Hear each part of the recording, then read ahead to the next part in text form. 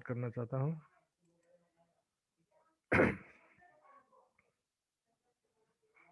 बोलो श्री प्राणनाथ प्यारी की जय। चर्चा प्रारंभ होत है, सुनो साथ चित दे।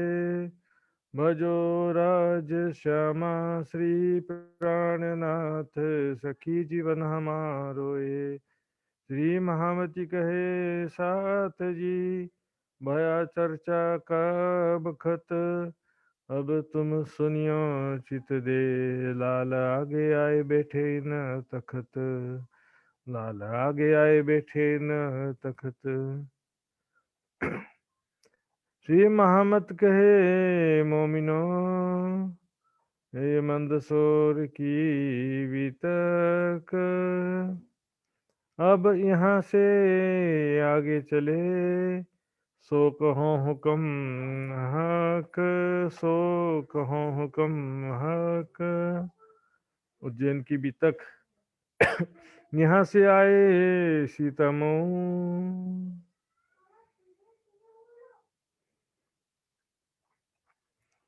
प्रणाम जी सुंदर साथ जी। यहाँ से आए सीतामऊ। कहाँ से? मंदसौर से सुंदर साथ जी। किस प्रकार हमने सुना, रामपुरा के ठोर से जब मंदसौर आए थे,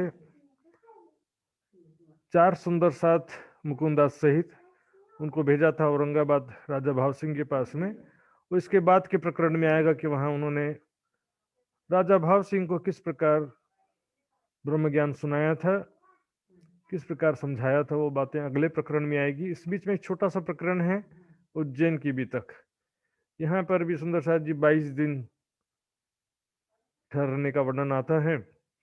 तो जब प्राणनाथ जी मंदसौर से और सब सुंदर साथ जी, उनको सूचना मिलता है मुकुंदास जी का कि वहां पर राजा भाव सिंह हमारी बात को समझ गया है और आपके सब सुंदर साथ और आपके दर्शन की इच्छा रखता है, तो कृपया आप सभी सुंदर साथ सहित औरंगाबाद आ जाइए।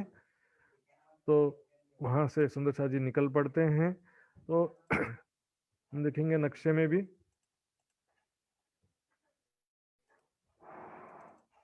ये देखिए सुंदर साथ जी, मैंने बताया था ये उज्जैन है।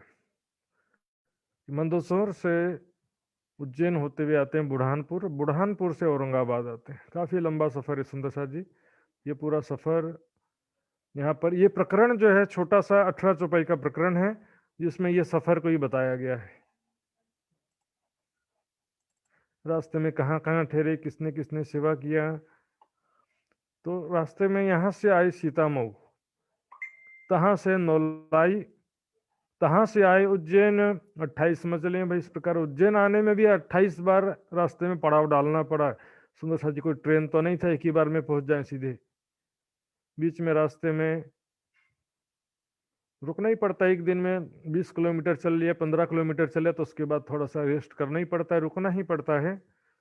पद यात्रा करना पड़ता था, या तो जानवरों की सवारी होती थी, घोड़ा या हाथी, और जल में तो जल जहाज होते थे, लेकिन जल जहाज भी मोटराइज्ड नहीं होते थे, चप्पू वाले होते थे और पर्दे वाले होते थे। यहाँ पर प्रसंग है उज्जैन आने का। रास्ते में 28 जगह में वे रुके थे। भादो सुदी छठ को रहे धनबाई के घर। भादो सुदी छठ को धनबाई के घर पे ठहरे थे। भाई भगवान चौधरी ईमान लिया है इन पर। वहाँ पर भगवान चौधरी नाम के भाई थे, वो भी प्राणनाथ जी पर विश्वास लाते हैं। उनकी चर्चा सुन करके चरणों में समर्पित होते हैं। इन्होंने उत्सव किया, बाबूजी है नाम, इनको बाबूजी भी कहते थे क्योंकि उम्र के हिसाब से। ये भी जो है सब सुंदर साथ को साथ उन्होंने उत्सव किया, सब सुंदर साथ को उन्होंने भोजन कराया। नानजी बेटा तिनका राज पधारे मेरी ठाम। इस प्रकार राज पधारे मेरी ठाम। मेरी ठाम का मतलब है ये सुंदर साथ जी का जो घर कोई में ही पधारने को मेरी ठाम कह रहे। भगवान चौधरी उनका नाम है बाबूजी, और उनके बेटे का नाम है नान जी। तो उनके घर पे पधारे थे। इस तरह से रास्ते में या तो कोई सुंदर साथी या कोई सज्जन मिल जाए, या तो फिर अस्थाई टेंट बना करके भी रुकना पड़ता था। बुला बेटा भगवान का कांजी भाई मन, भगवान जी का बेटा जो है बुला नाम है उसका, ये जो भगवान भाई चौधरी, उनके बेटे का नाम है बुला, और कांजी भाई और मन भाई, दामोदर दास धन भाई के ल्याई ईमान मोमिन, ये सभी सुंदर साथ जी प्राणनाथ जी पर विश्वास लाते हैं। लालजीत आइया बुला बेटा इनका, इस प्रकार इस प्रकरण में ज्यादातर नाम आएगा, या तो किसी के घर में ठहरे थे उनका नाम आएगा कि किसने भोजन कराया, किसने उत्सव किया, या तो आएगा कि किसने तारतम लिया। तो इसमें ल्याई ईमान मोमिनी ने सुंदर साथ बन गए, विश्वास ला करके तारतम ग्रहण कर लिया। लालजी इताइया बुला बेटा इनका, और कांजी दूसरा बेनी भाई आया इनका, ये भी सुंदर शादी आते हैं, कोई किसी का बेटा है कोई किसी का भाई है, देखेंगे। लालजी ने उत्सव किया पधराए श्रीराज, लालजी भाई ने भी उत्सव किया, प्राणनाथ जी को अपने घर में पधराया, भोजन कराया सुंदर साथ जी। ये सामान्य शिष्टाचार है, कोई भी संत महात्मा भी आता है तो उनको भी भोजन कराना, उनका सत्कार करना, साधु संतों का ये जो है भारतीय संस्कृति का पुराना नियम है। और चर्चा सुन करके जिनको पहचान होती है और वो चरणों में वो तो समर्पित हो ही जाते हैं। मोहन के घर उत्सव पूरे मनोरथ काज, इस प्रकार मोहन भाई के घर में भी उत्सव हुआ, प्राणनाथ जी ने उनकी सारी इच्छा पूर्ण की। ये जोशी राम आया आया धन जी सुधाम, सुंदर साथ जब इच्छा की बात लौकिक इच्छा की बात नहीं होती सुंदर साथ जी, एक जागृत आत्मा की इच्छा की बात होती है। संसारिक इच्छा आवश्यकता के अनुसार राज्य पूरी भी करते हैं, लेकिन मुख्य बातें जो हैं मारा मनना मनोरथ पूर्जो, अर्थात यहाँ पर आत्मिक इच्छा की बात है। धाम धनी का सुख मिले, धाम धनी का दर्शन हो, सुंदर साथ की सेवा का सौभाग्य मिले, ये है। ये जोशी राम आया धन जी सुठाम, इस प्रकार जोशी राम जी आए और धन जी भाई भी यहाँ पर आते हैं। श्री राज पधारे इनके घर, भय पूरन मनोरथ काम, इस प्रकार इनकी इच्छा पूरी किया। जो भी संसारिक दुख दूर होना हो जाए, ये प्रार्थना एक बार सुंदर सा जी जायज कह सकते हैं कि धामधनी दुख दूर हो जाए, लेकिन सुख प्राप्ति हो जाए ये कभी भी जो है वाणी के हिसाब से या किसी भी धर्म ग्रंथ के हिसाब से उचित नहीं कहा। प्रयास करना चाहिए, हर चीज के लिए आपको संसारिक उपलब्धि भी हासिल करना है, उसके लिए भी प्रयास तो करना चाहिए, लेकिन राज्य का भक्ति उपासना भी करते रहना चाहिए, लेकिन बदले में ये दे दो ऐसा नहीं बोलना चाहिए। राज्य जो उचित है वो करेंगे ही, बिना मांगे देंगे, आपको जो आवश्यकता है वो बिना मांगे भी देंगे, मांगने से प्रेम खंडित हो जाता। सुंदर साथ जी कांजी के घरों दही रसोई इन, कांजी भाई के घर में भी ये सुंदर साथ जी जोशी राम जी उन्होंने कांजी भाई के घर रसोई की व्यवस्था किया। उनके घर में शायद कोई समस्या रही होगी तो कांजी भाई के घरों रसोई दिया। हाव भाव बहुत किया बिना अंकुर न हो मोमिन, हाव भाव तो बहुत दिखाया सेवा का, अपने बातों से अपने व्यवहार से अपनी सेवा भावना तो दिखाया उसने, लेकिन क्या करे, अंकुर नहीं होने से सुनते रहेंगे जीवन भर, कई ऐसे होते हैं लेकिन तारतम ग्रहण नहीं करेंगे, ऐसे भी हो जाते हैं कई कई सुंदर साथ जी। इसमें ब्रह्म सृष्टि का अंकुर भी होता है, जीव सृष्टि का, अच्छे संस्कार हो पूर्व जन्म के, या कोई अच्छा तपस्वी जीव हो तो वो भी जो है उसके हिसाब से उसको कुछ समझ में आता है। लेकिन यदि जिज्ञासु भी हो जीव सृष्टि में तो भी ज्ञान और प्रेम का जो दो चीज है वो जीव सृष्टि में नहीं पाया जाता है। यदि वो तन को ही प्राणनाथ मान करके बैठ जाती है, प्राणनाथ जी के चरणों में भी जो जीव सृष्टि आए तो वो भी तन को ही प्राणनाथ मानते रहे, लेकिन अंदर जो है विराजमान राजी श्यामा जी का स्वरूप, परम धाम, 25 पक्ष, ये सब क्षेत्रों में उनको रुचि भी नहीं होता है, उसमें कोई उनको उसमें आगे बढ़ भी नहीं पाते। बिना अंकुर ना हो मोमिन, अंकुर के बिना वो मोमिन थोड़ी कोई बना जाता है। जो ब्रह्म सृष्टि है सो ब्रह्म सृष्टि है। जीवली के घरों पधारे श्रीराज, जीवली भाई के घर भी प्राणनाथ जी पधारे थे। रसोई भली वाहन सो करी श्रीराज के काज, प्राणनाथ जी सुंदर साथ के लिए उन्होंने भली भांति रसोई की व्यवस्था किया। सुंदर साथ जी कोई ऐसे अक्षरातीत प्राणनाथ जी और सुंदर साथ जी को भोजन कराने का अवसर जिसको प्राप्त हुआ, सुंदर साथ जी उनका जीवन में जो है उन्होंने मेहनत किया, धन कमाया, तो एक प्रकार से यहाँ पर उनका मेहनत सफल हो गया समझिए। हालांकि भोजन कराया या धन की सेवा करने से मुक्ति या परम धाम की दोनों की ही प्राप्ति हो जाती है, ऐसा गारंटी नहीं होता है। लेकिन निस्वार्थ भाव से सेवा करेगा तो 7वें नंबर की बहिष्ठ तो कन्फर्म है। और ज्ञान चर्चा सुन करके समझेगा तो फिर दूसरी बहिष्ठ भी जा सकते हैं। ज्ञान, प्रेम और सेवा तीनों चीज रहेगा तो पहली बहिष्ठ भी जा सकते हैं। लेकिन निस्वार्थ भाव से सेवा किया है तो भी 7वां नंबर का बहिष्ठ तो अच्छा है। बाकी तो 8वें नंबर के बहिष्ठ तो जिसने कुछ किया ही नहीं है, कर्म कांड दिखावे का किया है, तो उसके के लिए 8वें नंबर की बहिष्ठ कहा गया। उका धन जी के घरों करी रसोई भली भांत, धन जी भाई के घर, उका और धन जी भाई के घर में रसोई की व्यवस्था अच्छी तरह से किया उन्होंने, सब अच्छी तरह से सेवा किया। श्री राज को पधराए के रसोई अरोगाई कर खान, तो प्राणनाथ जी को अपने घर में पधरा करके उनको भोजन और रगाया, अच्छी तरह से सेवा की। जो खान तेने सेवा की इच्छा पूरी किया। बाल बाई रसोई करके श्री राज पधराए घरों, उसके बाल भाई ने भी रसोई की व्यवस्था करके प्राणनाथ जी को अपने घर में पधराया, भोजन करवाया। सुंदर साथ जी दर्शन किया बुलाए के मन में हर कदरों, इस प्रकार प्राणनाथ जी को अपने घर में बुला करके उनका दर्शन का सौभाग्य प्राप्त किया और अन्य लोगों को भी दर्शन का सौभाग्य प्रदान करवाया।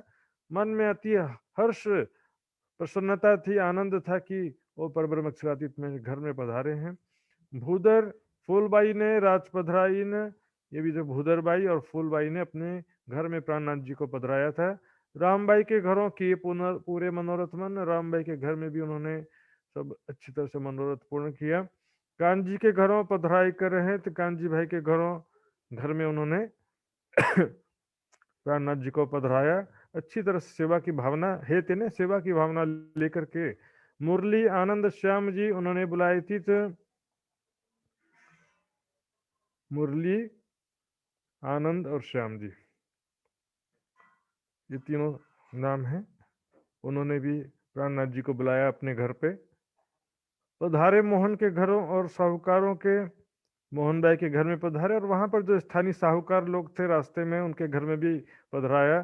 साहूकार तो होते ही है धनवान पैसे वाले। भले भाव सो पधराए साहूकारों के नए नए, अलग अलग साहूकारों के घरों में, कभी किसी साहूकार के घर पे, किसी धनवान के घर पर। एक क्या होता है कि सामाजिक जो धनवान लोग होते हैं तो धार्मिक कार्यक्रम वो दिखावा के लिए भी करते हैं, हम इतने पैसे वाले हैं तो हमने इतना बड़ा धार्मिक कार्यक्रम किया, इतने लोगों को बुलाया, ऐसी भावना भी रहती है। फिर 23वें दिन यहाँ से नौलाई आन पहुंचे। 23वें दिन यहाँ से नौलाई पहुंच गए उज्जैन से। उज्जैन से आगे नौलाई पहुंचते हैं। 22 दिन तक उज्जैन में रहे, 23वें दिन नौलाई पहुंचे। एक दिन तहां रह के पहुंचे नुनेरे पहुंच गए। तहां एक दिन रह के पहुंचे बुढ़ानपुर में। बुढ़ानपुर सुंदर साथी मैंने बताया था, देखिए ये है बुढ़ानपुर। यहाँ से उज्जैन से होते हुए नौलाई इधर ही बीच में पड़ेगा समझो, नुनेरे वगैरह। बुढ़ानपुर पहुंच गए, वहां से अब औरंगाबाद जाएंगे। तहां एक दिन रह के चले मजल इत से, इस प्रकार एक दिन रह के फिर तुरंत आगे बढ़ते हैं। तहां से आए औरंगाबाद भाव सिंह के घर, वहां से औरंगाबाद आते हैं राजा भाव सिंह के घर, मतलब महल में राजा है भाई वो। तहाँ की वितक कहो जिन भांत इन पर, अब वहां की वितक मुख्य वो बताएंगे। श्री मोहम्मद के मोमिनो एमंदसौर की वितक, आगे औरंगाबाद की बात बड़ी बुजुर्ग, आगे औरंगाबाद की वितक अब बताएंगे। यहाँ ध्यान देंगे सुंदर सर जी, औरंगाबाद की वितक शुरू होती है, लेकिन यहाँ पर पहले मुकुंद दास जी का प्रसंग आता है। जितने समय में प्राणनाथ जी मंदसौर में रहे, उतने समय में मुकुंद दास जी और उनके साथियों ने मिलकर राजा भाव सिंह को जागृत करने का काम किया। तो वो प्रसंग शुरू होता है। राणा के मुल्क से आए रामपुरे के ठोर, राणा राज सिंह के मुल्क ने उदयपुर से जब रामपुरा आए थे, दुधलाई डेरा किया, तहां किया दज्जाली शब्द है दुधलाई में दुधलाई की पूरे में डेरा किया था, वहां पर दज्जाल है ना बेरीशाल ने वहां पर लूटने का इरादा जो किया था, वहां से तब मुकुंदास को और केशवदास, खिमाई और वल्लभ भेजे भाव सिंह पास। ये 4 सुंदर सात को वहीं से भेज दिया था। अर्थात मुकुंदास, केशवदास आदि मंदसौर के वितक में नहीं थे। ये मंदसौर का प्रसंग चल रहा था, उतने समय में वो औरंगाबाद में राजा भाव सिंह से मिलने के प्रयास में लगे हुए थे, उनको जागृत करने के लिए लगे हुए थे। तो ये चारों सुंदर सात देखेंगे मुकुंदास, केशवदास, खिमाई भाई, वल्लभ भाई, ये चारों सुंदर साथ जाते हैं। गए भाव सिंह के उत्तर, केशव वल्लभ बैठे दुकान, भाव सिंह के उधर जाते हैं। तो केशव वल्लभ इसे 2 ग्रुप बना लेते हैं। एक केशव वल्लभ, ये थोड़ा सा पीछे इनको रखते हैं सपोर्ट के लिए, और आगे रहते हैं खिमाई भाई संग रहे मुकुंदास निर्गुण, खिमाई भाई और मुकुंदास जी साथ में। और निर्गुण वेशभूषा तो पहले ही पहने हुए थे, निर्गुण यानी फकीरी वेशभूषा पहने थे। ये दोनों को पीछे दुकान में बैठा दिया कि आप लोग पीछे सपोर्ट में रहना, कभी अति आवश्यकता पड़े हम लोग आगे जा करके प्रयास करते हैं। थोड़ा रिस्क लेना पड़ता है, क्योंकि इधर देखते हैं कई पंडित झगड़ने लगते हैं, कभी काजी मौलवी झगड़ने लगते हैं। यहाँ भी देखेंगे केतेक महीने फिरे भेख राखियो निर्गुण, कई महीने बीत गए राजा भाव सिंह से मिलने का प्रयास करने में। औरंगजेब कब मिलना इतना जितना कठिन था, यहाँ पर भी उतना ही कठिन हो जाता है, क्योंकि वहां पर काजी मौलवी, यहाँ पर पंडित लोग। भेख राखियो निर्गुण, फकीरी भेष धारण करके, बैरागी का भेष, वैरागी भेष जो धारण करके तो थे ही यहाँ पे। तो वहां पर उन्होंने राज दरबार के जो पंडित थे, वेदांती थे, सन्यासी थे, उनके दरबार में वेदांत को पक खोजिया, उनसे सत्संग करते रहे। राजा भाव सिंह से तो नहीं मिल पाए, लेकिन उनके जो दरबार के पंडित थे, महंत रामदास आदि से मिलते हैं और उनसे ज्ञान वार्ता करते हैं, उनका क्या विचार है जानते हैं, उनको समझाने का प्रयास करते हैं। रहे बीच निर्गुण, इस प्रकार बैरागियों के बीच में ही वो वहां पर रहते हैं। जब लगे मुरकने, तब दिल में किया विचार, जब रामदास महंत और उनके साथियों के द्वारा कोई सहायता नहीं मिला, बल्कि रामदास महंत ने तो कह दिया कि इसको तो कभी भी राजा से मिलने नहीं देना। तब निराश होकर के मुरकने ने निराश होकर के लौटने लगे। मन एक बार कमजोर हो गया कि यहाँ पर संभव नहीं है, तो अब वापस चलते हैं, ऐसा विचार एक बार कर दिया मन में। फिर विचार आया कि दिल्ली में 12 मोमिन औरंगजेब के पास तो कम से कम पहुंच गए, तुम तो राजा भाव सिंह से मिल भी नहीं पाए, क्या तुम मुंह लेकर के जाओगे वापस? मैं फिरे कहा जाऊं, काहे जाऊं, जनाउचित व्यवहार में कहा जा रहा हूं, कैसे वापस जा रहा हूं? नहीं नहीं, मुझे कुछ तो करना पड़ेगा, कुछ साहस हिम्मत का परिचय देना पड़ेगा। वहां पर 12 मोमिन ने इतना बड़ा औरंगजेब बादशाह इतना कठिन था, लेकिन उनसे भी सामने उपस्थित हो गए, और यहाँ तो मैं मिल भी नहीं पा रहा हूं। तो दोनों ने मिलकर के भीख मांगी, दो स्वरूप, खिमाई भाई और मुकुंदास जी। दोनों ने क्या विचार किया, थोड़ा भीख मांग करके पैसा इकट्ठा करते हैं। तो भीख मांग करके पैसा इकट्ठा किया, ताकि लिए वस्त्र, और पैसे से वस्त्र वस्त्र जो है, कैसा वस्त्र? रेशमी वस्त्र, जैसे चमकीले वस्त्र होते हैं ना, जो सुंदर सुंदर कपड़े वाले, थैलियां रेशमी बनाए के प्रसाद थैली करी तत्पर। वैसा इसलिए किया था कि रेशमी वस्त्र खरीदेंगे और उस थैली में प्रसाद रखेंगे, राजा भाव सिंह के लिए प्रसाद रखेंगे, और उसमें ही भागवत के 40 प्रश्न और वेदांत के 15 प्रश्न रख करके प्रसाद थैली के रूप में राजा भाव सिंह को दे देंगे। मतलब इस बहाने से, प्रसाद थैली के बहाने से राजा भाव सिंह से मिलेंगे, ऐसा प्लानिंग किया, क्योंकि तो सीधे सीधे कैसे मिल सकते थे। तो प्रसाद थैली भिक्षा मांग करके पैसा इकट्ठा किया, उससे रेशमी वस्त्र खरीदा और उसमें जो है प्रसाद खरीद के रखा, साथ ही साथ उसमें प्रश्न भागवत के आदि रखा। प्रश्न भागवत वेदांत के ले डाले थैली में, भागवत और वेदांत के प्रश्न जो है लिख करके उस थैली में रखा। एक प्रसाद की थैली कर किया मिलाप, 3 से इस प्रकार एक प्रसाद की थैली करके उनसे मिलाप किया। तो मिलाप किस प्रकार किया वो अगले चौपाई से बता रहे हैं। अभी मिलाप हुआ नहीं, एक्चुअल में मिलाप किया था जरूर, लेकिन किस प्रकार मिलाप हुआ आगे की चौपाइयों में बताएंगे। महंत और रामदास रहे, तीन देखे बीच बाजार। जब वो थैली खरीद रहे थे, प्रसाद की थैली तैयार कर रहे थे, तो उसी समय महंत रामदास से मुलाकात हो गया। देखिए बीच बाजार, बाजार में लोग क्या कर रहे हैं, जाके उनसे बातचीत किया। हाँ, क्या कर रहे हो आप महात्मा, आप लोग अभी तक यहाँ से गए नहीं? मुकुंदास जी ने बता दिया, सीधे साधे सुंदर साथ। सोचे उससे क्या करेगा ये, बातचीत को बता दिया कि हम तो ये प्रसाद थैली तैयार कर रहे हैं राजा भाव सिंह को प्रसाद देने के लिए।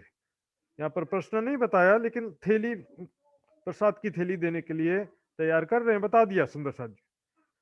समझ गए लोग गड़बड़ हैं, इन लोग ऐसे आसानी से इन लोग वापस नहीं जाएंगे, सोचा रामदास ने। मिलाप मुकुंदास को, पहले मिलाप था उसका पहले से, सुंदर साथ जी इधर से स्पष्ट हो जाता है, मिलाप मुकुंदास को पहले इससे मिलाप हो चुका था। पहुंचाया नाले पर। अब क्या किया उनको, मुकुंदास और दूसरे सुंदर साथ दोनों को यहाँ पे मारते मारते नगर के बाहर जो नाला था उसके भी पार पहुंचा दिया, नगर से बाहर पहुंचा करके आए, चलो बाहर निकल जाओ करके।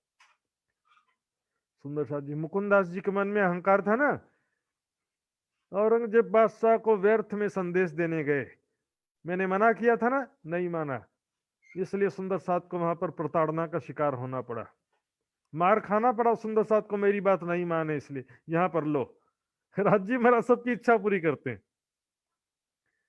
उधर तो मुसलमान थे, काजी मौलवी थे, यहाँ तो हिंदू थे ना।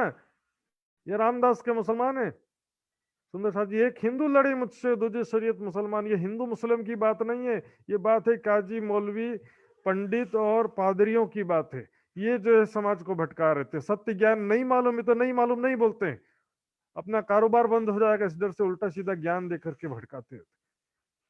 समान हिंदू समाज हो, चाहे मुस्लिम समाज हो, चाहे ईसाई समाज हो, वो तो जो काजी मौलवी और पंडित और पादरी जो बोलते हैं उसी को मानते हैं, उसी का अनुसरण करते हैं ना वो।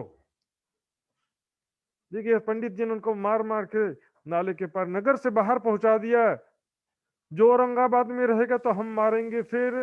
देखिए सुनो सच, कहते औरंगाबाद में दोबारा दिखाई दिया तो और पिटाई करेंगे। जो बदराह करे भाव सिंह को तो हम मारें दूसरी बेर। राजा भाव सिंह को बदराह करे, क्योंकि सुंदर सा जी यदि पहले नहीं मिला होता और पहले ज्ञान वार्ता नहीं हुई होती तो वो क्यों मारता। और केवल मतलब बाजार में ही पहली बार मिला बोले, या बाजार में पहली बार मिला है तो बाजार में मिलेगा पहली बार तो उससे बात ही क्यों करेगा और झगड़ा क्यों करेगा। यदि यदि एक आध दो बार मतलब महल में आते हुए सिर्फ देखा हो और बात नहीं भी किया हो तो भी यहाँ पर बिना ज्ञान सुने मार के भगाने का सवाल ही नहीं उठता है। तो बाजार में खड़े होकर के कोई ज्ञान वार्ता तो करेंगे नहीं। सुंदर साथ जी ये तो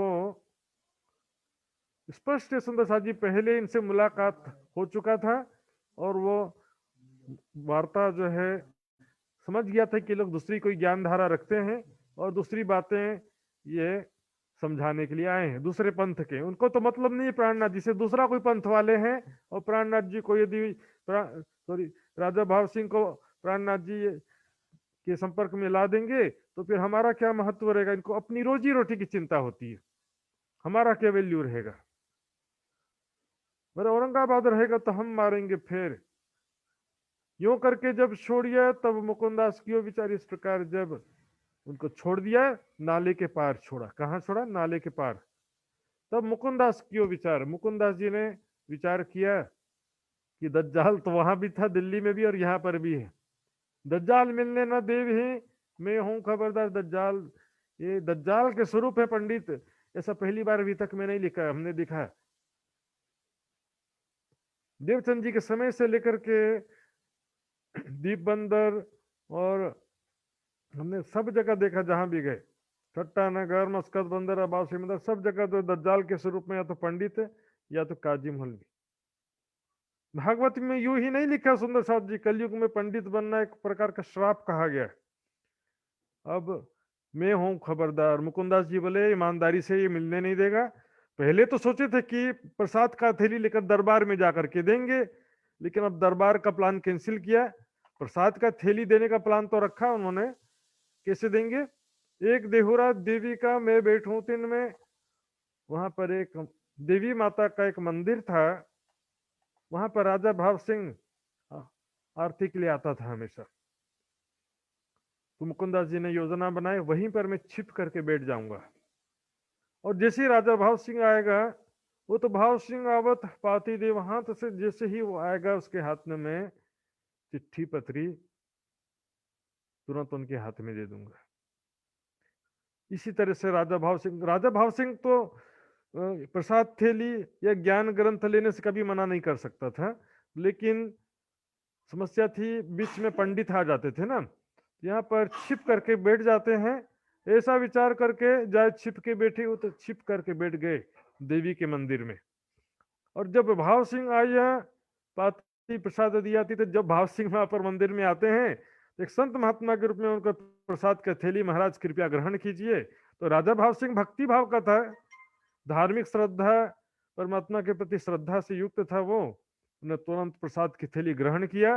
और ऐसे नहीं, भाव सिंह सिर चढ़ाई के लई थैली, उस वक्त प्रसाद की थैली है भाई, कोई पैसे से सामान नहीं खरीद रहे, प्रसाद की थैली सिर ऐसे झुक करके स्वीकार करते।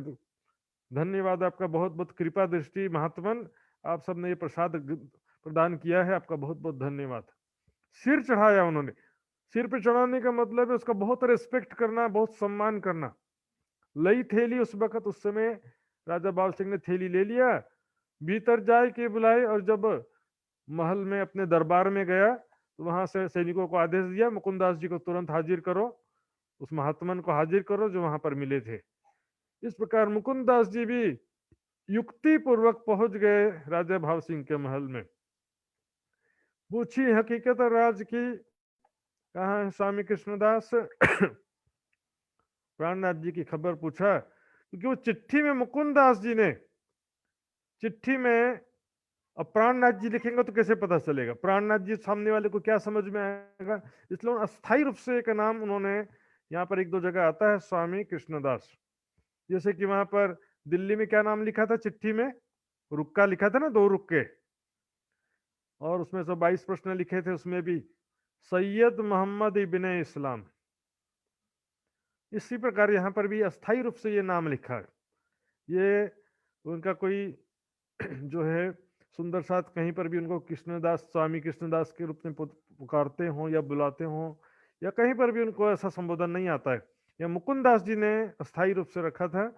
तुमको क्यों कर भेजिया, कहो अपनी दिल आस, यदि तुम्हारे स्वामी ने तुमको किस उद्देश्य से यहाँ पर मेरे पास भेजा है, आपके दिल में क्या आशा अपेक्षा वो बताइए।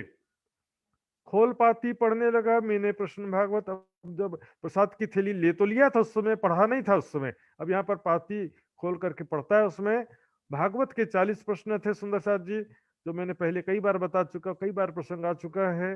मोह तत्व क्या है, मोह किसे हुआ है, अर्थात जो अखंड ब्रज रास लीला कहाँ पर अखंड है, गोपियां जब घर से निकली तो उन्हें ढूंढने कोई क्यों नहीं निकला, ये सब भागवत में 40 प्रश्न आते हैं।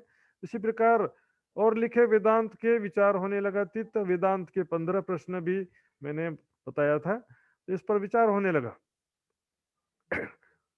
विचार कौन कर रहे हैं, राजा भाव सिंह और उनके दरबारी पंडितों के मध्य ये विचार होने लगा, सबके बीच में राजा भाव सिंह प्रश्न पढ़ने लगे। तब दज्जाल बैठा था, रामदास महंत, रामदास महंत, दज्जाल इसके अंदर बैठा था, रामदास के हृदय में। तीन ईर्ष्या के वचन कहे, स्वरूप बे विराजत। बे सुंदर साथ जी गुजराती शब्द यहाँ पर मिक्स हो गया है। बे का मतलब होता है दो, गुजरात में बे बोलते हैं दो को, टू, दो स्वरूप। आगे चौपाई से भी क्लियर हो जाएगा। ये दो ही कृष्ण बतावत। रामदास जो है ईर्ष्या के वचन कहता है, ये लोग का क्या बात करें महाराज, ये लोग तो कहते हैं कि दो कृष्ण है।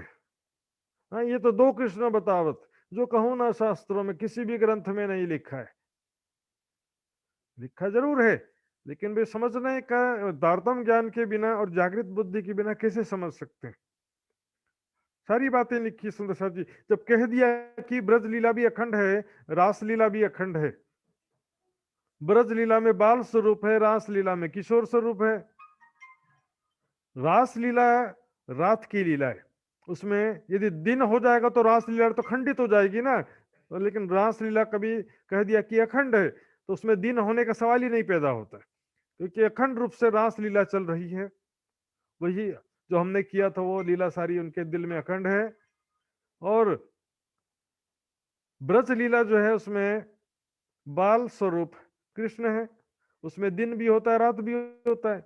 ब्रज लीला में सारे लोग हैं, नंद बाबा, यशोदा मैया, ग्वाल बाल, पूतना, अगासुर, बकासुर, जितने थे सब हैं ब्रज लीला में। रास लीला में केवल बाके बिहारी, राधिका जी और गोपियां। गोपियों ने भी नया तन धारण किया, वो ब्रज वाली गोपियां वाला तन नहीं है यहाँ पर। ब्रज में तो कोई 24 साल 25 साल 2 बच्चे थे, किसी के 1 बच्चे थे।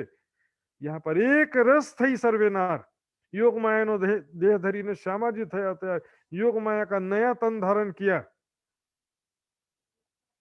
ब्रज रास में कृष्ण भी अलग अलग है, राधिका भी अलग अलग है, और गोपियां भी अलग है, सबका तन अलग अलग है। इसलिए 2 अलग अलग, चौथी बहिष्ठ में बाके बिहारी है, 5वीं बहिष्ठ में बाल मुकुंद है। बस 2 कृष्ण है सुंदर साथ जी, ना बैकुंठ में कोई कृष्ण है ना परम धाम में कोई कृष्ण है। हाँ, कोई कहे कि यमराज जी को कृष्ण नाम से लिखा है किसी जगह, तो लिखा है किसी ग्रंथ में, लेकिन राज जी को लिखा। आप ये ब्रज रास वाला राधा कृष्ण को परम धाम में बोलो तो ये गलत सिद्धांत हो जाएगा। तो ये कहते हैं इनका मुख ना देखिए, चर्चा कैसी इनसे, कैसे इनका तो चेहरा भी नहीं दिखना चाहिए, 2 कृष्ण है बोलते हैं। बाल स्वरूप अलग कृष्ण है, बाकी बिहारी अलग है, ऐसा कहते हैं। तब भाव सिंह बोलिया, ऐसी काहे को तुम। राजा भाव सिंह बोलता है किसको, पंडितों को, तुम ऐसी बातें बिना सोचे विचारे कैसे करते हो? हम तुम्हारी आंख बंद करके बातें सुनने और मानने वाले लोगों में से नहीं है। ऐसी बातें तुम किस आधार पर कहते हो? वो तो सब प्रमाणों से और तर्क से, युक्ति से सारी बात बता रहे हैं। ये तो भलो बतावत है, निज स्वरूप बतावत, हम हमको परम धाम के निज स्वरूप की पहचान करा रहे हैं कि वो ब्रज रास लीला में कौन आया था, कृष्ण के रूप में किसने लीला किया था, कृष्ण के तन में, राधिका जी के तन में कौन आया था। कृष्ण का तन परम धाम से नहीं आया, राधिका जी का तन भी परम धाम से नहीं आया। परम धाम से केवल शक्ति आती है या तो सुरता आती है। साक्षात रूप से एक कंकड़ी आवे हर्ष की तो उड़ावे चौदह तब सुंदर साची। भाव सिंह अभी तारतम ज्ञान नहीं समझा था, फिर भी इतना तो समझदारी था उसको कि नहीं बात सही है। अखंड ब्रज रास यहाँ 14 लोक में, मृत्यु लोक में यदि अखंड ब्रज और रास होगा तो फिर महाप्रलय में तो वो भी लय हो जाएगा ना। इसलिए निश्चित रूप से अखंड ब्रज रास इससे परे होना चाहिए। लेकिन दुनिया के जो ज्ञानी और पंडित हैं वो क्या बताते हैं, इसी मृत्यु लोक में ब्रज और रास लीला है, ऐसा बताते हैं। भाव सिंह जानिया ये दज्जाल हरामखोर, भाव सिंह समझ गया ये पंडित लोग क्या है, मफत का खाने वाले हैं। हरामखोर किसे कहते हैं, मफत का खाने वाला है, आता जाता कुछ है नहीं ज्ञान, बस राज पंडित बैठ करके पैसा मिलता रहे। न शास्त्रों का ज्ञान, धर्म ग्रंथों का ज्ञान, आत्मकल्याण इनका विषय है ही नहीं। उस दिखावे का भक्ति करना और पैसा प्राप्त हो, दक्षिणा, इसी में ध्यान रहता है। आत्मकल्याण जो पहले उसी का विषय होता है जो पहले अपने आत्मकल्याण के विषय में जिज्ञासा रखता हो, उसके लिए साधना करता हो, उसके लिए ज्ञान की, सदगुरु की खोज, किसी भी तरीके से अपने पहले अपने अपने आत्मकल्याण के लिए जो रुचि रखता हो, तड़प रखता हो, वही दूसरे के आत्मकल्याण के विषय में सोच सकता है। जो खुद ही संसारिक सुखों में लगा है और प्रचार कार्य भी एक व्यापार के रूप में करता है, और दूसरे के आत्मकल्याण के विषय में कैसे सोचेगा? वो दूसरे से बस पैसा निकालने के विषय में सोचेगा कि मेरे शिष्य ज्यादा से ज्यादा हो, ज्यादा से ज्यादा सेवा करें, इसमें लगा रहेगा। छोड़ देव मुकुंदास को हमारी हवेली पास। तब राजा सिंह भाव सिंह कहता है कि मुकुंदास जी को हमारी हवेली के पास रहने की व्यवस्था की जाए। अब रामदास दूसरा दांव खेलता है, मतलब पहला दांव तो नहीं चला। तब रामदास बोलिया इनकी सेवा की मुझे आस है। तब रामदास जी कहते हैं महाराज इनकी सेवा करने की मेरी बड़ी इच्छा, कृपया करके इनकी सेवा करने का अवसर मुझे प्रदान किया जाए। मुकुंदास जी सावधान हो जाते कि रामदास दुष्ट आदमी है, पहले तो मार मार के नाले पार पहुंचाया था, अब क्या सेवा करेगा ये। उतारे हम अपने घरों, तब मुकुंदास कहे वचन। रामदास कहता है कि इसे मैं अपने घरों में अपने साथ रख करके इनकी सेवा करने चाहता हूँ। मुकुंदास जी अलर्ट हो गए, ये तो फिर गड़बड़ हो जाएगा। तुरंत कहा मुकुंदास जी ने, महाराज क्षमा करें, इनकी और सेवा नहीं करवाना है। इन्होंने पहली सेवा एक बार कर दिया, इन सेवा हमारी भली करी, पीठ दिखाई, इन्होंने एक बार हमारी अच्छी तरह से सेवा कर दिया है, अब दोबारा सेवा नहीं करवाना है। अपना पीठ खोल के दिखा दिया, डंडे के निशान पड़े थे। सुंदर साथ जी, अब बताओ सिद्दीक फौलाद और इसमें क्या अंतर है? हिंदू हिंदू जो करते रहते हैं सुंदर साथ जी, निजानंद संप्रदाय के हित में ना हिंदू है ना मुसलमान है। रिश्तेदारी या फ्रेंडशिप में भी कुछ चल जाता है सुंदर साथ जी, लेकिन जहाँ ज्ञान की आस्था की बात आती है, उनके यदि मान लो उनके घर में देवी माता का पूजा चल रहा है और आप बोल दो कि हम पूजा नहीं करेंगे या प्रसाद नहीं खाएंगे, तुरंत नाराज हो जाएंगे। पंडितों को बोल दो कि शादी में या तीर्थ तर्पण में, पिंडदान श्राद्ध आदि कार्यों में पंडितों को नहीं बुलाएंगे तो वो भी नाराज हो जाएंगे। और यहाँ तक कि जो ज्ञान में कट्टरवादी लोग होते हैं, जैसे कि वैदिक मत वाले हैं, उनके सामने आप कहो कि परमात्मा निराकार नहीं है, शुद्ध साकार है, तो वो भी आपसे झगड़ा करने के लिए तैयार हो जाएंगे। देख पीठ भाव सिंह को बड़ा जो हुआ दुख, मुकुंदास जी का पीठ देखा जब भाव सिंह ने कि मेरे घर एक महात्मा आया था और उसको इस तरह से मारा गया, बहुत दुखी हुआ राजा भाव सिंह और गुस्सा भी हुआ। धक्का दे उठाया दज्जाल, धक्का मार करके उसको निकाला। रामदास महंत को अपने दरबार से धक्का मार करके निकाला, साथ में बुरी गाली दी, मुख बुरी गाली देते हुए, अपमानित करते हुए वहां से धक्के मार के निकाला। जो मेरे यहाँ आवत ताकि ऐसी सेवा कर, जो मेरे यहाँ साधु संत आते हैं उसकी ऐसी सेवा करता है। राजा भाव सिंह एक धार्मिक प्रवृत्ति का राजा था और साधु संतों के प्रति बहुत सम्मान और सेवा की भावना थी उसकी। जो भी उनके दरबार में साधु संत आते थे उसकी अच्छी तरह से सेवा करता था और उनको उनके पीछे रामदास महंत सबको भगाने का काम करता था। निकल जाओ यहां से, ये तो पिटाई पड़ेगा। ये पंडित है कि गुंडा है? निकसो हमारे डेरा से जाओ, देश में स्थित हमारे महल से तो तुरंत निकल जाओ और शीघ्र मेरे देश से निकल जाओ। देश निकाला दे दिया उनको, देश में दिखाई नहीं देना चाहिए। मुकुंदास की निशा करी, प्रश्न पूजे पंडितन। इस प्रकार मुकुंदास जी का निशा ने तसल्ली दिया, सांत्वना दिया कि महात्मा जी, मुकुंदास जी, आप चिंता मत करो, जो हुआ उसके लिए मैं बहुत शर्मिंदा हूं, लेकिन आपके साथ आगे बिल्कुल ऐसा नहीं होगा, ये मेरी जिम्मेदारी है। इस प्रकार से उनको विश्वास दिया, सांत्वना दिया। उसके बाद अब जो प्रश्न थे भागवत और वेदांत के, तो दरबार में जो दूसरे पंडित थे उनसे पूछने लगे। आप सभी पंडित इस प्रश्न का जवाब दे दिए, यदि आप सभी ज्ञानी हैं, आप अपने आप को ज्ञानी कहते हो, तो इन प्रश्नों का जवाब दो। भागवत के 40 प्रश्न, वेदांत के 15 प्रश्न, करो इनका जवाब, होए दिल रोशन। इस प्रकार इनका आप सभी उत्तर दीजिए ताकि हमारे हृदय में ज्ञान का प्रकाश हो। आया ना जवाब, उन्हों को निंदा लगे करने। वे पंडित भी अब निंदा करने लगे, जवाब आया नहीं तो निंदा करने लगे। सुंदर साथ जी, यहाँ पर बहुमत या मेजोरिटी से मतलब नहीं है सुंदर साथ जी, सत्य और असत्य का मतलब होता है। ज्ञान के क्षेत्र में मेजोरिटी हो तो इतने सारे लोग हैं उनके मानने वाले, ज्यादा संख्या में सपोर्टर होने से कोई सही नहीं हो जाता है और कम संख्या में सपोर्टर होने से कोई गलत नहीं हो जाता। सुंदर साथ जी, पंडित भी सब मिलके कहने लगे ये तो सब गलत बात कह रहे हैं, धर्म ग्रंथों को विपरीत कह रहे हैं।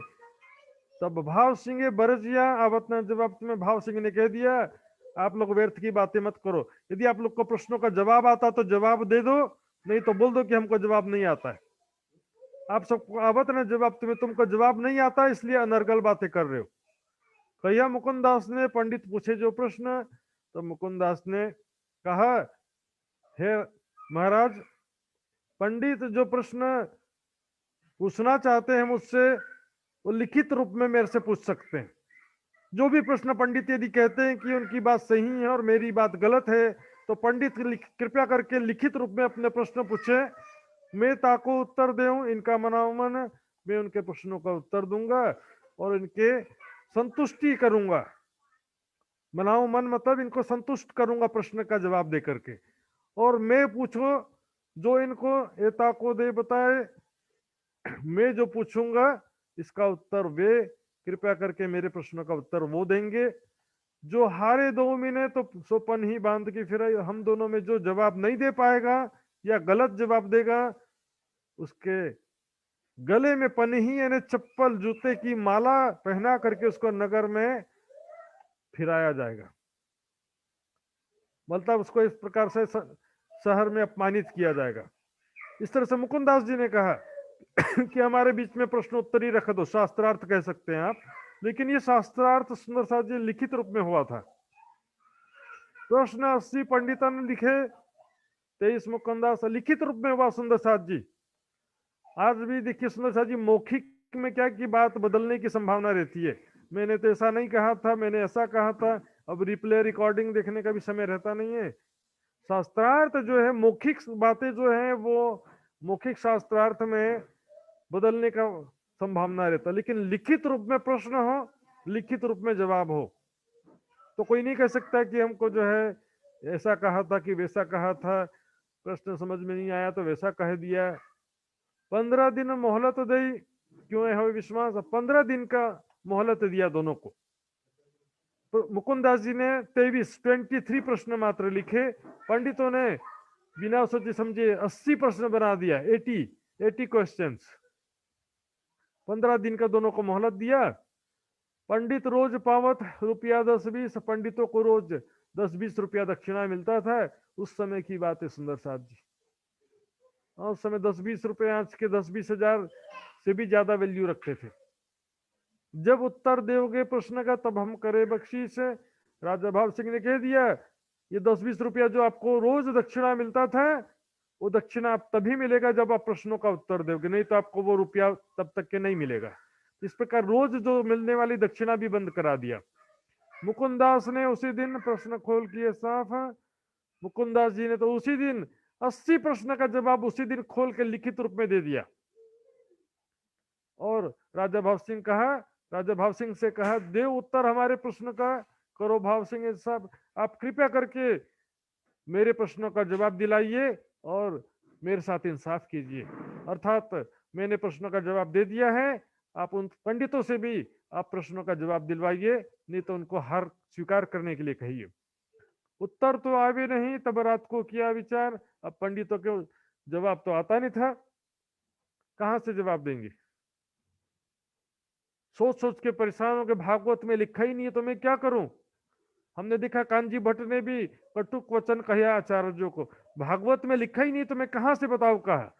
हरिदास जी ने भी जूनागढ़ में यही बात कहा कि वो हीरे का महल कहाँ है। उसने कहा कि क्षीर सागर में है। तो महाप्रलय में पाताल ही नहीं रहेगा तो क्षीर सागर कहां से रहेगा, पाताल में क्षीर सागर कहा गया है। तो कटुक वचन कहे आचार्य को, जो भागवत में लिखा ही नहीं है कि महाप्रलय में परमात्मा का स्वरूप धाम कहाँ रहता है, तो कहां से बताएंगे। तो रात में सारे पंडित मिलकर विचार करते हैं, चल आए मुकुंदास पे कहे हम पर होते मार।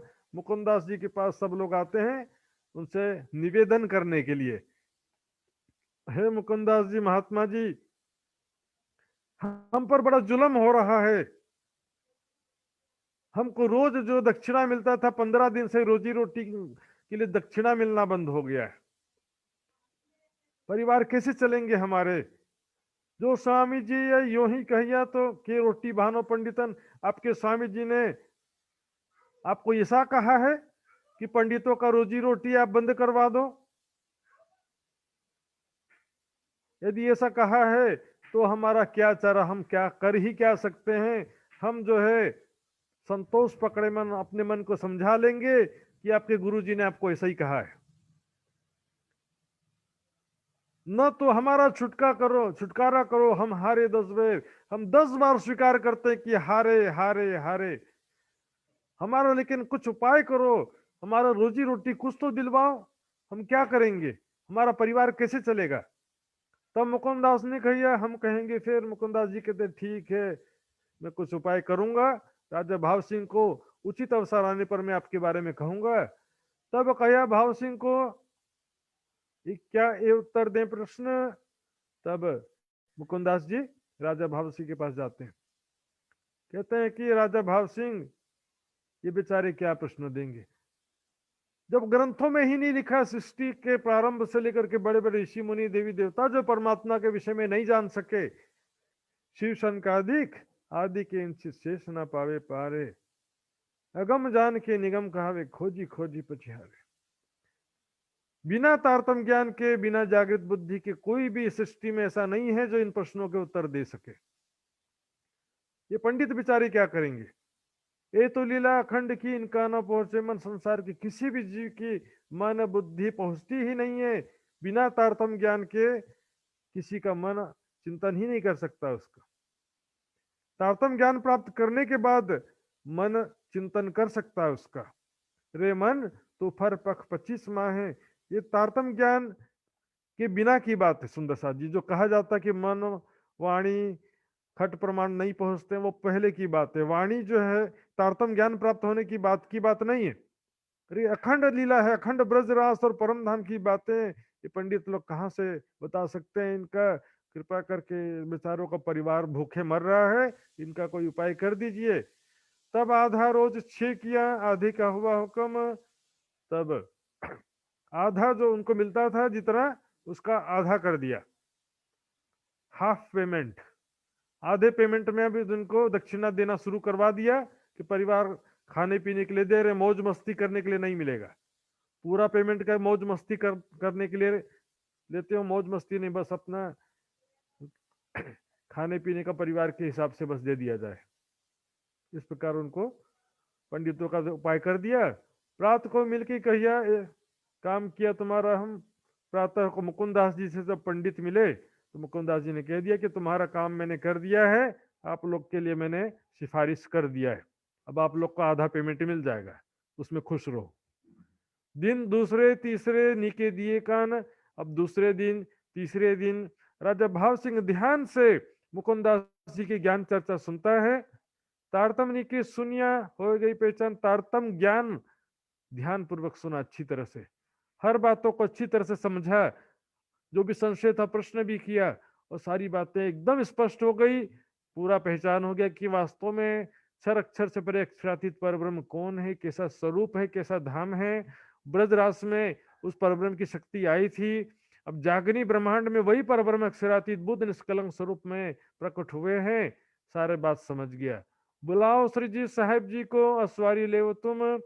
यहाँ पर बुलाओ, तुरंत उनसे निवेदन किया कि आप कृपा करके श्री जी साहेब जी प्राणनाथ जी को बुला कर खिलाओ। सुंदर से ध्यान दीजिए, ये कौन कह रहा है, राजा भाव सिंह कह रहा है। इससे पहले क्या कह रहा था, स्वामी कृष्णदास कह रहा था। अब क्यों कह रहा श्री जी साहेब, अब ज्ञान से समझा दिया कि सारी दुनिया के साहेब हैं। उनको तुरंत बुला करके लाओ, अस्वारी ले तुम, और उनको ऐसे नहीं पैदल चला करके नहीं, सवारी में लेकर के जाओ, घोड़े हाथी आदि सवारी में आराम से उनको बिठा करके लाओ, कोई तकलीफ नहीं होना चाहिए उनको। ले हथीनी बूंदी से, रास्ते में एक बूंदी नाम का गांव है, वहां से मैं चिट्ठी लिख दूंगा, वहां से हथीनी आपको दे दिया जाएगा। हाथी में बैठा करके लाना, हथीनी में प्राणनाथ जी को बैठा करके लाना। और घोड़ा देते हैं हम, और कुछ घोड़े यहाँ से ले जाओ, उनमें से जो कुछ प्रमुख लोग हैं, प्रमुख सुंदर साथ हैं, प्राणनाथ जी के साथी हैं, उनको घोड़े पर बैठा करके लाना।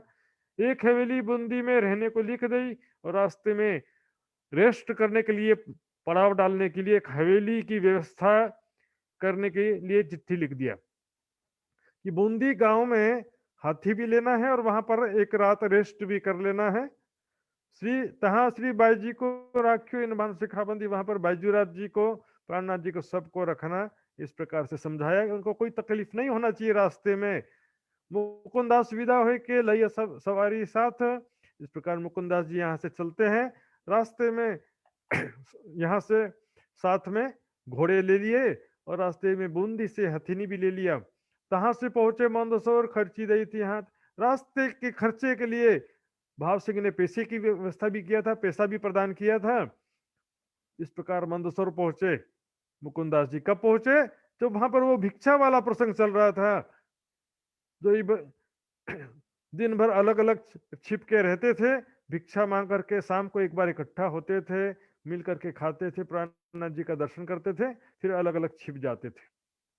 उस समय में मुकुंदास जी पहुंचते हैं राजा भाव सिंह का संदेश लेकर के, और सब यहाँ से चलने को तैयार होते हैं। आए मिले मंदसौर में, ले चले श्री जी को, वहां से श्री जी को सब सुंदर साथ को ले चलते हैं। आए पहुंचे औरंगाबाद, भाई मुलाकात हवेलियों में। इस प्रकार औरंगाबाद पहुंच जाते हैं। बोलो श्री प्राणनाथ प्यारे की जय। भाव सिंह आए के लगा दो कदम। जब प्राणनाथ जी वहां पर पहुंचते हैं, राजा भाव सिंह साष्टांग दंडवत करके चरणों में गिर जाता है। सुंदर साथ जी, राजा भाव सिंह बहुत धार्मिक प्रवृत्ति का था, हृदय निर्मल था, श्रद्धावान था, आस्थावान था। देख दीदार इन समय कृत कृत जानिया तुम प्राणनाथ जी के दर्शन करके, जैसा मुकुंदास जी ने बताया था, बोले बिल्कुल उससे भी ज्यादा इनका सुंदर आनंददायक स्वरूप है। कृत कृत जानिया तुम। सुंदर साथ जी केवल शरीर की बात नहीं है इसमें, उनके स्वरूप की पहचान में उनका ज्ञान, उनकी कृपा दृष्टि, उनके अंदर विद्यमान शक्ति, सब चीज का समावेश है। आज जैसा कि जो गादीपति महाराज या कोई होते हैं, उनका दर्शन करके कृत कृत जानते हैं सुंदर साथ जी। और जैसे राज्य पधार गए, इस तरह से गादीपति और महाराज लोग का जो सेवा किया जाता है सुंदर साथ जी, इसमें अंतर है। सत चाहो सो शब्दा चिन्हो अपना देवे दिखाई। छठे दिन में ब्रह्मवाणी ही राज्य का स्वरूप है सुंदर साथ जी। कोई भी महाराज हो, विद्वान हो, अपना मंथन के हिसाब से आपको कोई बात सुनाता है, समझा सकता है। और बहुत सारे लोग तो बस महाराज बन करके ऐशो आराम करने में ही लगे रहते हैं। तो सुंदर साथ जी, ज्ञान के क्षेत्र में आगे बढ़ना है तो मूल वाणी, मूल वितक से आपको जुड़ना ही पड़ेगा। तो जैसा मुकुंदास जी ने ज्ञान सुनाया था कि ये ज्ञान किसने दिया है? प्राणनाथ अक्षरातीत बुद्ध निष्कलंक स्वरूप, उन्होंने ये ज्ञान दिया है। तब ऐसा उनका जो महामती जी, उनकी जो साधना है, उनका साधना में जीवन, तपस्या में जीवन, उनके अंदर जो धाम धनी की शक्तियां, सब सबका जो उनके चेहरे पर, उनके आचरण में, उनके स्वरूप में, इस उसमें जो देखने से ही आनंद की प्राप्ति होती। सुंदर सा जी लगा सेवा करने उच्चोर सभी। जब इस प्रकार राजा भाव सिंह प्राणनाथ जी एवं सुंदर साथ की हर प्रकार से सेवा करने लगा, सभी के ठहरने की व्यवस्था किया, सबके खाने की व्यवस्था किया, दई जागा हवेली अपनी, वही सेवा इनकी। तब इस प्रकार उनको अपने हवेली में नजदीक ठहरने की व्यवस्था कर दिया, हर प्रकार से सेवा किया। सुर नरसैया के कीर्तन के शब्द कीर्तन तितवा मगन। इस प्रकार उनको जब ब्रज रास लीला का शुरुआत में समझाया, तो ब्रज रास का से संबंधित जो नरसैया भगत थे, उनके भजन कीर्तन है ना, भजन, वो भी गाते थे सुंदर साथ जी। क्योंकि देखिए सुंदर साथ जी, जो कोई हिंदू आएगा तो उसको पहले उसमें भी देखना पड़ता है। जो पौराणिक हिंदू है तो उसको ब्रज रास से स्टार्ट करना पड़ता है, जो वैदिक हिंदू है तो उसको वेदों से स्टार्ट करना पड़ेगा। ब्रज रास वाला उनको सुनाने से फर्क नहीं पड़ेगा। तो कुरान का मानने वाला मुस्लिम भाई है तो उसको मोहम्मद साहब से स्टार्ट करना पड़ता है। तो जैसा स्थिति के हिसाब से ज्ञान समझाना पड़ता है।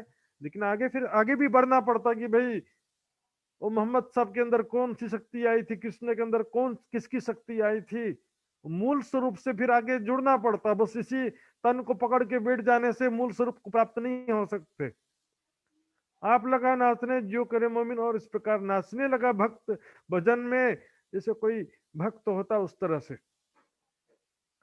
भाव विभोर होकर के भूल गया कि मैं एक राजा हूं, मैं नाचूंगा तो सब लोग क्या कहेंगे। लाज लज्जा छोड़ करके भजन में, भक्ति में डूब करके नाचने लगा। भगत भाव जोरो रहे सेवे परमेश्वर। इस प्रकार भक्ति भाव बहुत ज्यादा थी, और इस प्रकार से वो प्राणनाथ जी की सेवा करते हैं। सक कछुना भी भगत भाव ऊपर। इस प्रकार किसी प्रकार का शंका नहीं था, परमात्मा के प्रति पूर्ण आस्था थी। तीन अपने अंदर पधरावत श्री राज अपने, जहां पर वो स्वयं रहता था तो अपने हवेली में भी उनको प्राणनाथ जी को पधराया कि मेरे घर आप पधारिए, मेरे घर को भी आप पवित्र कर दिए, अपने चरणों से पवित्र कर दीजिए। रासलीला के किरंतन राज्य हुए कि इनका जिस प्रकार रासलीला ब्रज लीला के विषय में जब सुनाते थे तो बहुत ही प्रसन्न होते थे सुंदर साथ जी। इसके आगे अब जब कुरान का बात सुनाया सुंदर साथ जी तो क्या होता है उस बारे में हम थोड़ा बस एक दो चौपाई ले लेते हैं, उसके बाद विस्तृत प्रसंग कल आएगा।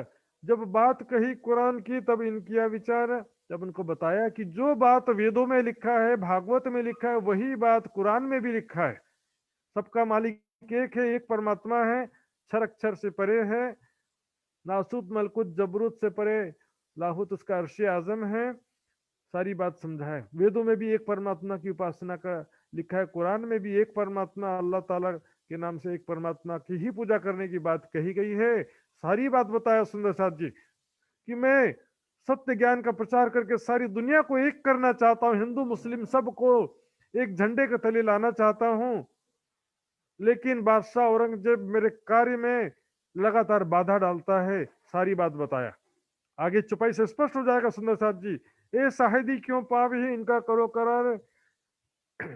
तब राजा भाव सिंह कहते हैं इसकी साक्षी किस प्रकार से हो, क्योंकि मैं कुरान का तो जानकार हूं नहीं, मेरे दिल को कैसे प्रमाणित हो, मेरे दिल में कैसे विश्वास हो, इसका करो करार, इसका आप एक उपाय कीजिए।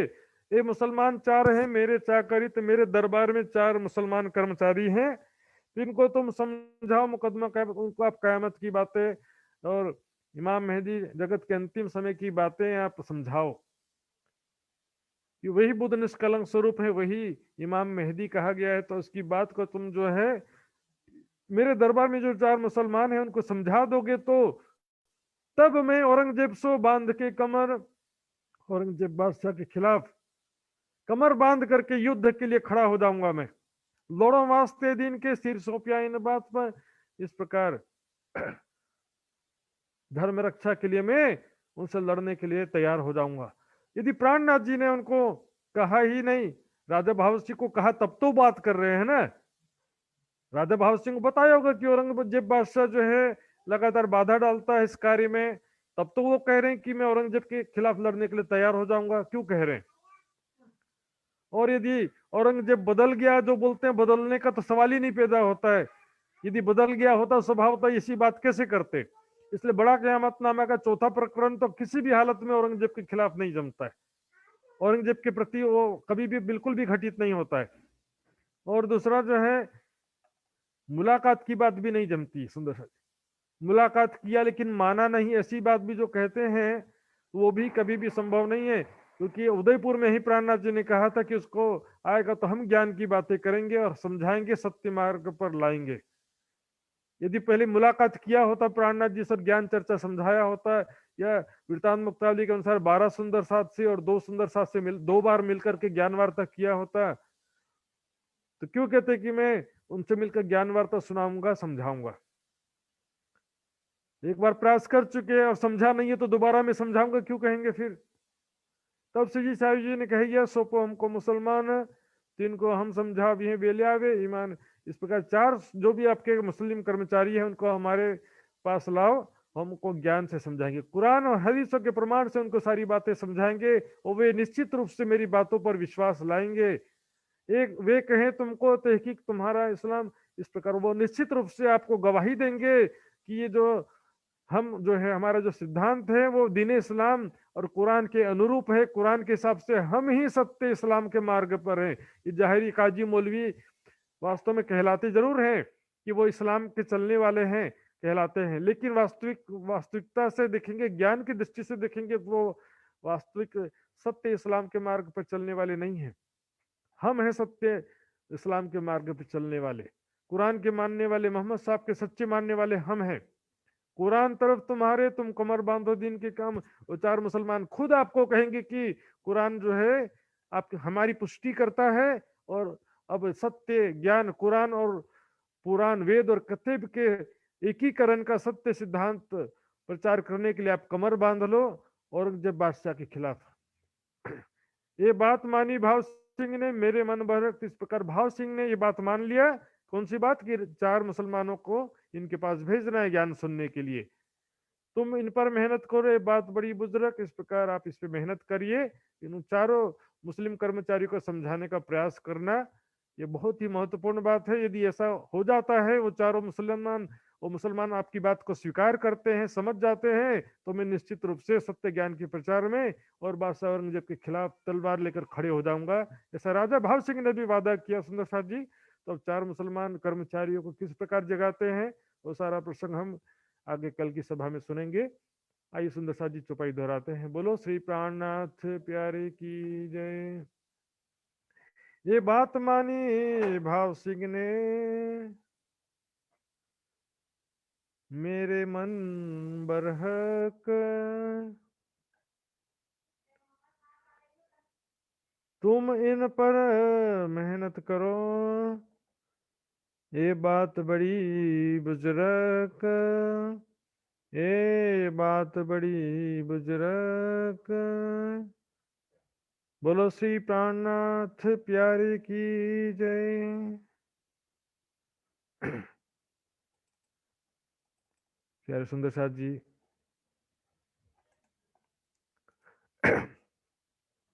इस प्रकार आज हमने आगे का प्रसंग बढ़ाते हुए औरंगाबाद का अभी तक शुरू किया। और यहाँ पर हमने देखा किस प्रकार मुकुंदास जी को भी राजा भाव सिंह तक संदेश पहुंचाने के लिए कितना कष्ट उठाना पड़ा, उसके लिए भी कितना संघर्ष करना पड़ा सुंदर साथ जी। एक हिंदू राजा के पास संदेश पहुंचाने में भी डंडा खाना पड़ गया सुंदर साथ जी। लेकिन राजा भाव सिंह धार्मिक प्रवृत्ति का था, कुछ ना कुछ तो संस्कार रहा होगा उनके हृदय में, जो प्राणनाथ जी और सुंदर साथ को उन्होंने आमंत्रित किया। और यहाँ पर जो बात डिसाइड हुआ 4 मुस्लिम कर्मचारियों वाला, वो हमने सुना। कल विस्तृत रूप से आगे जाएंगे। आज के विषय में जो भी सुंदर साथ को जिज्ञासा, हाथ खड़ा कर सकते हैं, ये तो फिर उससे समय काफी हो गया है।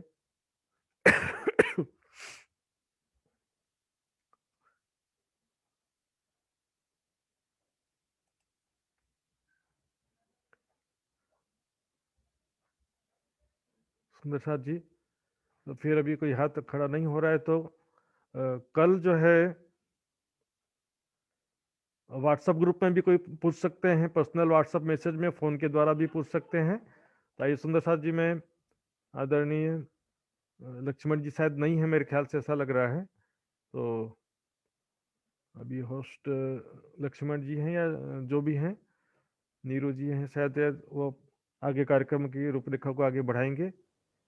लक्ष्मण सुंदर साथ जी है ना इसमें?